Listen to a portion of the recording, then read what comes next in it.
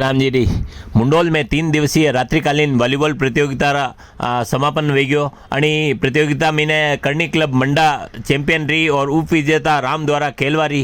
समापन समारोह मीने विधायक दीप्ति जी माहेश्वरी, ब्राह्मण महासभा अध्यक्ष जगदीश जी बागोरा, उपाध्यक्ष किशन जी पालीवाल मोरवड़, मंत्री राजेश जी पालीवाल, भरत जी वकील साहब, डिप्टी भगवती लाल जी और काफ़ी बड़ी संख्या में खेल प्रेमी लोग उपस्थित था। प्रतियोगिता चैंपियन करणी क्लब मंडा ने 3100 रुपया नगद और ट्रॉफी दी थी और खिलाड़ियों ने इकलाई ओढ़ाई ने मेडल प्रदान किया और उपविजेता ने 2100 रुपया नगद और मेडल प्रदान किया।